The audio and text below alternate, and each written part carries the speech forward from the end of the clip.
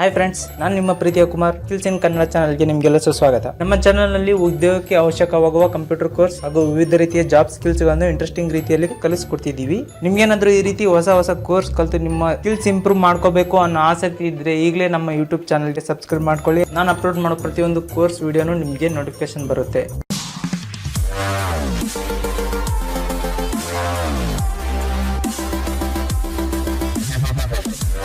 Hi friends, ನಾವಿದನ್ನ ಟ್ಯಾಲಿಯಲ್ಲಿ ಕಲಿಯೋಕೆ ಹೋಗ್ತಿರೋ ವಿಷಯ ಏನಪ್ಪ ಅಂತಂದ್ರೆ ಕ್ಯಾಶ್ ಅಂಡ್ ಬ್ಯಾಂಕ್ ಟ್ರಾನ್ಸಾಕ್ಷನ್ಸ್ ಅಂತ ಹೇಳಿ. ಲಾಸ್ಟ್ ಒಂದು ಪ್ರಾಬ್ಲಮ್ ಮಾಡಿದ್ರಲ್ಲ, ಅದರಲ್ಲಿ ಬ್ಯಾಂಕ್ ಅಕೌಂಟ್ ಬಂದಿದ್ದಿಲ್ಲ.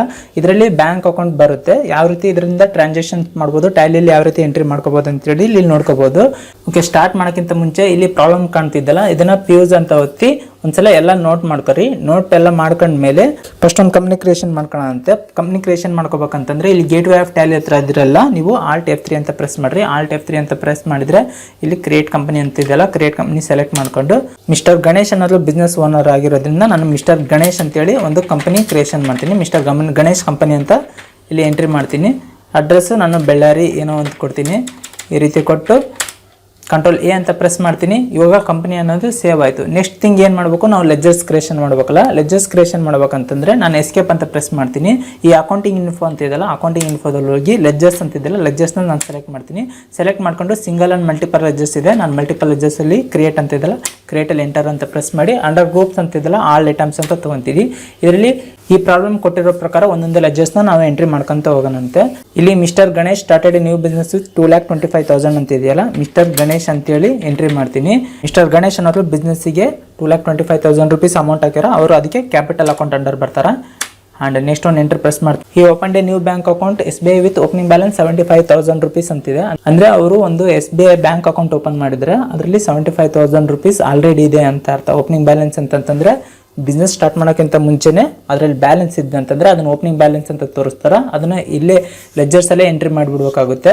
ಅದು ಯಾವ ರೀತಿ ಅಂತಂತಂದರೆ ನಾನು SBI ಬ್ಯಾಂಕ್ ಅಂತ ಕೊಡ್ತೀನಿ. ಇದು SBI ಬ್ಯಾಂಕ್ ಅಕೌಂಟ್ ಓಪನ್ ಮಾಡಿದಾರಲ್ಲ, SBI ಬ್ಯಾಂಕ್ ಅಂತ ಕೊಟ್ಟು ಅದು ಅಂಡರ್ ಯಾವ ಕ್ಯಾಟಗರಿ ಬರುತ್ತೆ ಅಂತಂದರೆ ಈ ಬ್ಯಾಂಕ್ ಅಕೌಂಟ್ಸ್ ಎಲ್ಲ ಬ್ಯಾಂಕ್ ಅಕೌಂಟ್ ಅಂಡರ್ ಕ್ಯಾಟಗರಿ ಬರುತ್ತೆ. ಆ್ಯಂಡ್ ಇಲ್ಲಿ ಓಪನಿಂಗ್ ಬ್ಯಾಲೆನ್ಸ್ ಅಂತ ತೋರಿಸಿದೆಯಲ್ಲ, ಇವರು ಓಪನಿಂಗ್ ಬ್ಯಾಲೆನ್ಸ್ ಅಂದರೆ ಪ್ರೀವಿಯಸ್ ಬಿಸ್ನೆಸ್ ಸ್ಟಾರ್ಟ್ ಮಾಡೋಕ್ಕಿಂತ ಮುಂಚೆನೇ ಅಮೌಂಟ್ ಇತ್ತಲ್ಲ, ಅದಕ್ಕೋಸ್ಕರ ಈ ಓಪನಿಂಗ್ ಬ್ಯಾಲೆನ್ಸಲ್ಲಿ ಈ ಅಮೌಂಟ್ ಹಾಕ್ಬಿಡ್ಬೇಕು. 75,000 ರೂಪೀಸ್ ಅನ್ನೋ ಅಮೌಂಟ್ ಹಾಕ್ಬಿಡ್ಬೇಕು.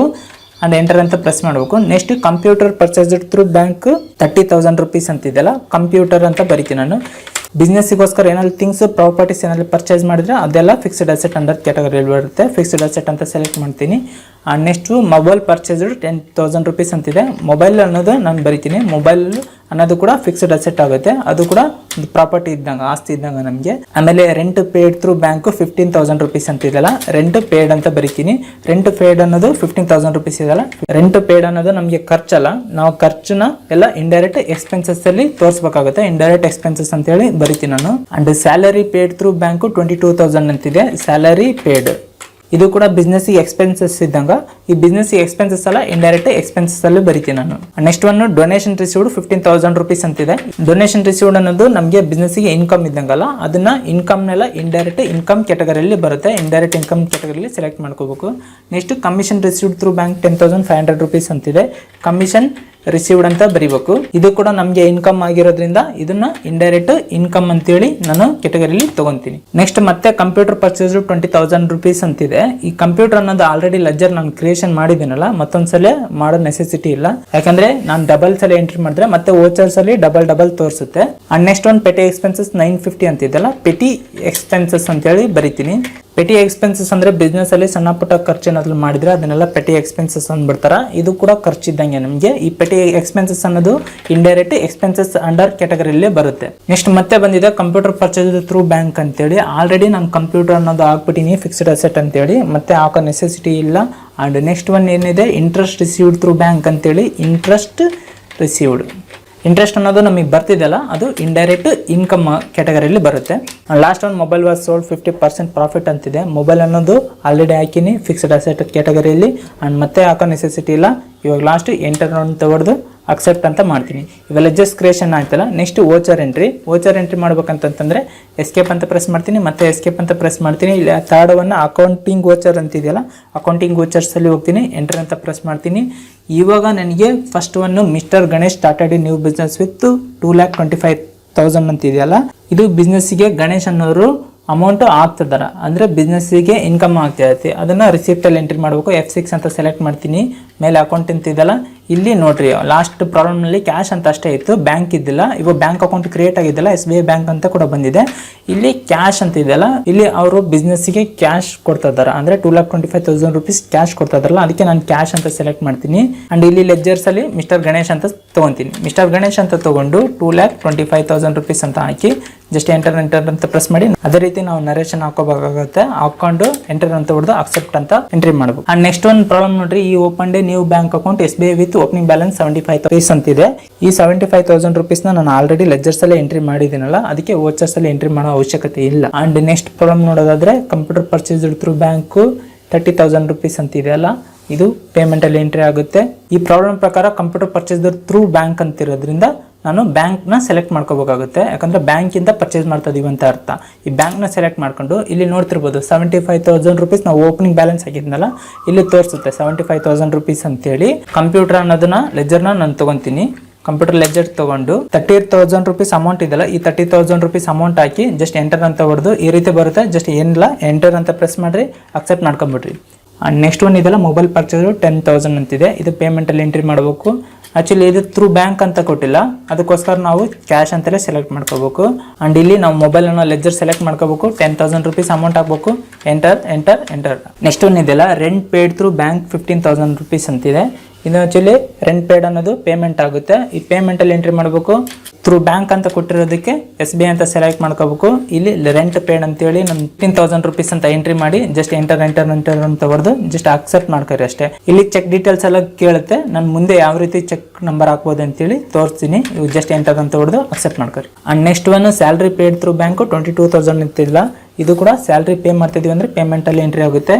ಥ್ರೂ ಬ್ಯಾಂಕ್ ಅಂತ ಕೊಟ್ಟಿರೋದಕ್ಕೆ ನಾನು ಮೇಲ್ಗಡೆ SBI ಅಂತ ಸೆಲೆಕ್ಟ್ ಮಾಡ್ಕೋಬೇಕಾಗುತ್ತೆ.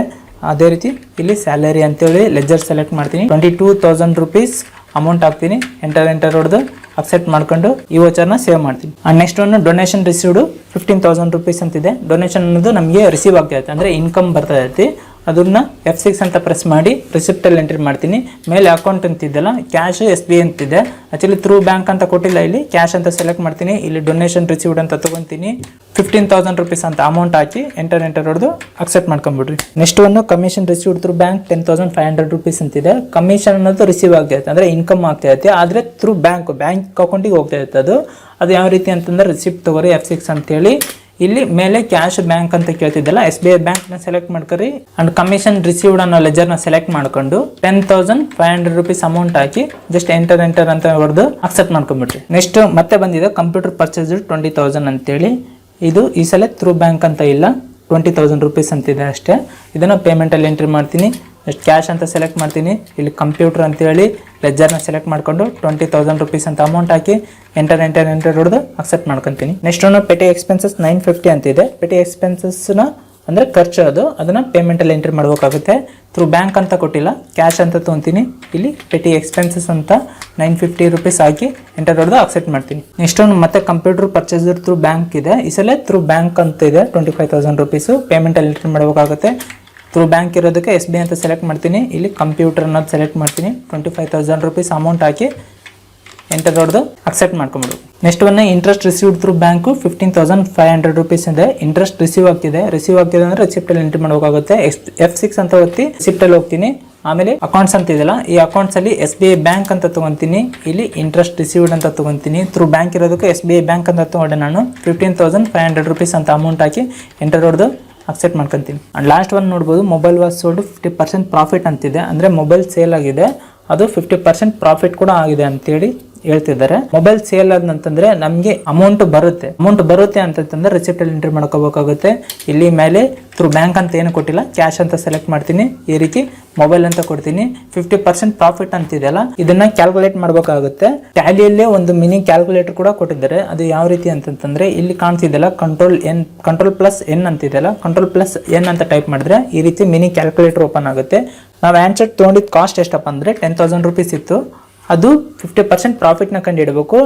ಅದು ಯಾವ ರೀತಿ ಅಂದರೆ 10,000 ಇಂಟು 50% ಅಂತೇಳಿ, ಇಂಟು ಅಂದರೆ ಇಲ್ಲಿ ಸ್ಟಾರ್ ಅಂತೇಳಿ ಈ ರೀತಿ ಸ್ಟಾರ್ ಅಂತ ಹಾಕಿ 50 ಹಾಕಿ ಪರ್ಸೆಂಟೇಜ್ ಸಿಂಬಲ್ ಕೊಡ್ರಿ. ಅಂಡ್ ಎಂಟರ್ ಅಂತ ಪ್ರೆಸ್ ಮಾಡಿರಿ. 10,000 rupeesಗೆ 50% ಅಂತಂದ್ರೆ 5,000 rupees ಅಂತೇಳಿ.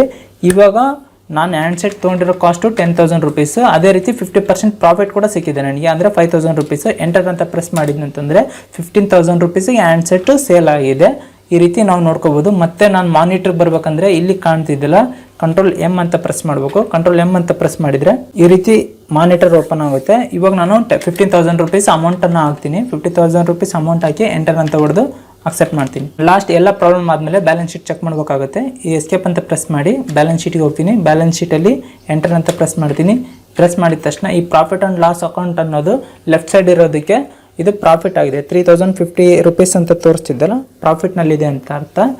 ಅದೇ ರೀತಿ ಇದ್ರ ಒಳಗಡೆ ನೋಡ್ಕೋಬೋದು ನಾವು ಇಂಡೈರೆಕ್ಟ್ ಎಕ್ಸ್ಪೆನ್ಸಸ್ ಎಷ್ಟಾಗಿದೆ, ಇಂಡೈರೆಕ್ಟ್ ಇನ್ಕಮ್ ಎಷ್ಟಾಗಿದೆ, ಇವೆರಡು ಲೆಸ್ ಮಾಡಿ ನಮಗೆ ನೆಟ್ ಪ್ರಾಫಿಟ್ ಎಷ್ಟು ಬಂದಿದೆ ಅಂತೇಳಿ. ಇಂಡೈರೆಕ್ಟ್ ಎಕ್ಸ್ಪೆನ್ಸಸ್ ಅಂತಂದರೆ ಮತ್ತೆ ಎಂಟರ್ ಪ್ರೆಸ್ ಮಾಡಿದರೆ ಈ petty expenses, rent paid, salary paid ಇದೆಲ್ಲ ಇಂಡೈರೆಕ್ಟ್ ಎಕ್ಸ್ಪೆನ್ಸಸ್ ಅಲ್ಲಿ ಬರುತ್ತೆ.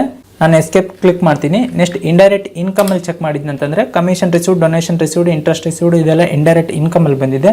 ಮತ್ತೆ ಎಸ್ಕೇಪ್ ಪ್ರೆಸ್ ಮಾಡ್ತಿದ್ದೀನಿ. ಇದು ಎರಡರಲ್ಲೂ ಲೆಸ್ ಮಾಡಿ ನೆಟ್ ಪ್ರಾಫಿಟ್ ಅನ್ನೋದು ತೋರಿಸ್ತಿದೆ. ಮತ್ತೆ ಎಸ್ಕೇಪ್ ಪ್ರೆಸ್ ಮಾಡ್ತೀನಿ. ಅದೇ ರೀತಿ ಓಪನಿಂಗ್ ಬ್ಯಾಲೆನ್ಸ್ ಅಂತ ಇದೆಯಲ್ಲ, ಇಲ್ಲಿ 75,000 ರುಪೀಸ್ ಅಂತ ತೋರಿಸುತ್ತೆ.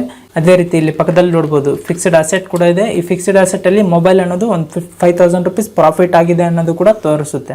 ನಾನು ಮತ್ತೆ ಎಸ್ಕೇಪ್ ಕ್ಲಿಕ್ ಮಾಡ್ತಾ ಇದ್ದೀನಿ. ಇಲ್ಲಿ ಕರೆಕ್ಟ್ ಅಸೆಟ್ ಅಂತ ಇದೆಯಲ್ಲ, ನಾನು ಎಂಟರ್ ಅಂತ ಪ್ರೆಸ್ ಮಾಡಿದ್ನಂತಂದ್ರೆ ಈ cash in hand and bank ಅಕೌಂಟಿಗೆ ಎಷ್ಟು ಬ್ಯಾಲೆನ್ಸ್ ಇದೆ ಅಂತ ಕೂಡ ನೋಡ್ಕೋಬಹುದು. ಈ ಕ್ಯಾಶ್ ಇನ್ ಹ್ಯಾಂಡ್ 2,24,050 ರುಪೀಸ್ ಇದೆ. ಈ ಬ್ಯಾಂಕ್ ಅಕೌಂಟಲ್ಲಿ ಎಂಟರ್ ಪ್ರೆಸ್ ಮಾಡಿದ್ನಂತಂದ್ರೆ SBI ಬ್ಯಾಂಕಲ್ಲಿ 9,000 ರುಪೀಸ್ ಇದೆ ಅಂತೇಳಿ ನಾವು ನೋಡ್ಕೋಬಹುದು. ಈ ವಿಡಿಯೋ ನಿಮಗೆ ಇಷ್ಟ ಆದರೆ ಲೈಕ್ ಮಾಡಿ, ಹಾಗೆ ಏನಾದರೂ ತಿಳಿಸ್ಬೇಕಂತಿದ್ರೆ ಕಾಮೆಂಟ್ ಮಾಡಿ. ನಾನು ನೆಕ್ಸ್ಟ್ ವಿಡಿಯೋದಲ್ಲಿ ಬರ್ತೀನಿ. Thank you very much friends.